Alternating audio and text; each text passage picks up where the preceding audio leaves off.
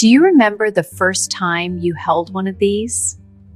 Not a plastic ornament from Woolworths, not the shiny balls you threw on the tree as a kid. One of these. Heavy, expensive, hand-painted, the kind your mother kept in a separate box. Wrapped in tissue paper with a price tag that made you gasp.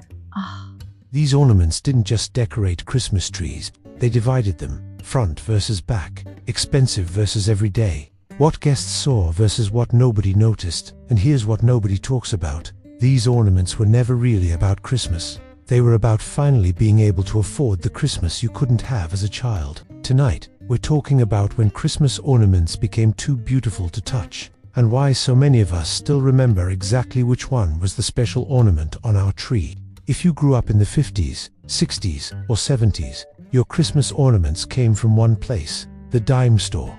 Woolworths, Ben Franklin, the 5 and dime on Main Street. Your mother bought them by the box. Shiny bright ornaments, 12 for $1. Simple glass balls, maybe some plastic Santas. The fancy ones had glitter that came off on your hands and never quite washed away. You hung them wherever they landed.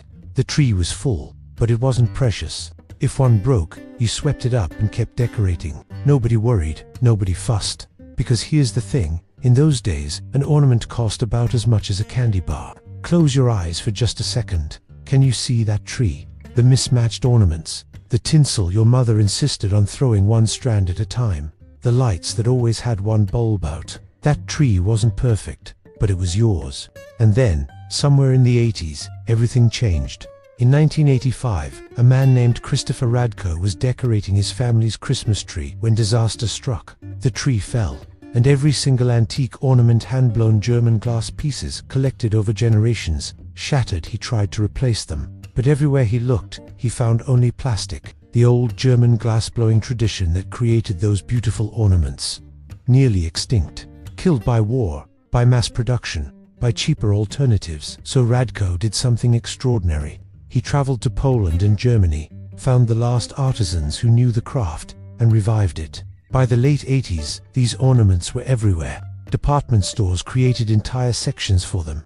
Hallmark stores appeared in every mall. Catalogs arrived in the mail. Glossy pages filled with ornaments that cost $30, $50, $100 each. And I need to ask you something honestly. Do you remember the first time you saw the price tag on one of these?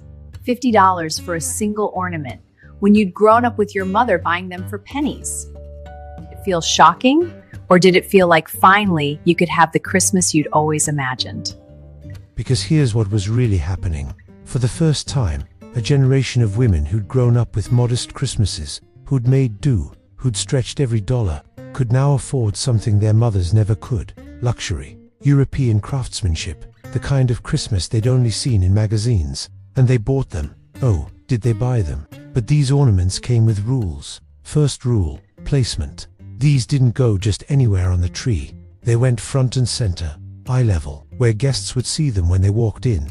Second rule, handling. You didn't grab these. You didn't let children touch them. You held them carefully by the cap and hooked them on the sturdiest branch. Third rule, storage. These got their own box, sometimes their own closet, wrapped individually in tissue paper, nested in their original packaging, stored separately from the everyday ornaments. You know exactly what I'm talking about, don't you?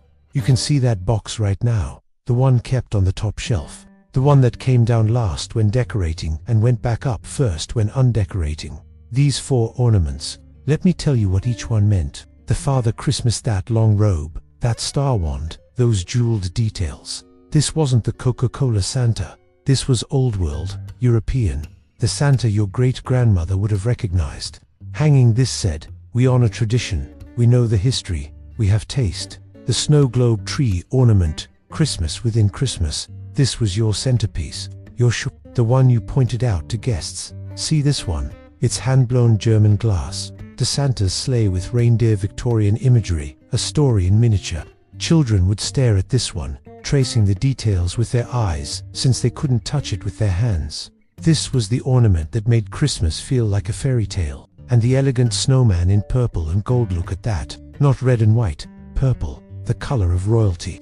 This wasn't your plastic drugstore snowman anymore. This was Christmas elevated, Christmas with class. There's something about holding one of these that feels different than holding anything else at Christmas. The weight, the coolness of the glass, the way the light catches the hand-painted details.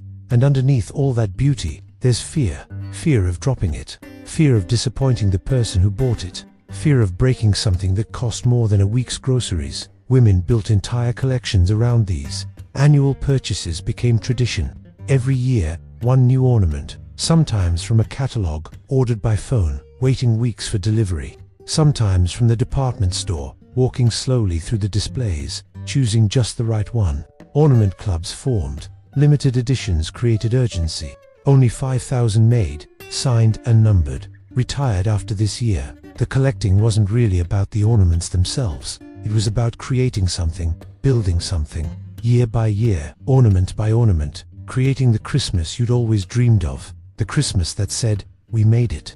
We're not struggling anymore. We can afford beautiful things. Here's what happened to all those ornaments. There, in estate sales, dozens of them, sometimes hundreds, in their original boxes with their original tags. Ornaments that sold for $75 in 1995, now priced at $3. And nobody's buying. They're in storage units, in attics, in basements, carefully packed, carefully preserved, waiting for children who don't want them. And I know some of you are living this right now. You have your mother's ornament collection, or your own collection from 20 years ago, boxes and boxes of them, and you don't know what to do with them.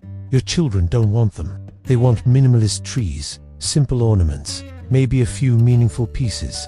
They don't want to inherit 75 hand-blown glass satyrs, and that's okay, because these ornaments did their job.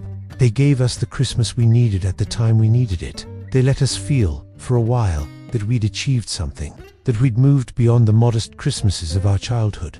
The fact that they're not valuable now doesn't mean they weren't important then. These ornaments were never really about Christmas, were they? They were about making up for something, about proving something, about finally having enough to buy the beautiful things we'd only looked at as children. That Father Christmas, he represented heritage and tradition. That snow globe tree, it was perfection contained. That Santa's sleigh, it was the fairy tale made real. That elegant snowman, he was Christmas elevated to art. But here's what I've learned, and maybe you've learned it too. The Christmases we remember most aren't the ones with the most expensive ornaments. They're the ones where we felt loved, where we felt safe, where we belonged. Those mismatched ornaments from the dime store, they decorated the tree where you sat with your grandmother, where your mother made cookies, where your father read Christmas stories, and no amount of hand-blown European glass can compete with that. So if you still have those expensive ornaments, and you love them, keep them, display them, pass them down if someone wants them. But if you don't, if they're sitting in boxes and you feel guilty about it, let them go. They served their purpose. They gave you what you needed when you needed it, and that's enough. Now I want to hear from you. Did your family have special ornaments? The ones you weren't allowed to touch? And if you did, where are they now? Are they still on your tree, in storage, passed down, let go? Share your story in the comments. I read every single one, and I promise you'll find your own memories reflected in someone else's words.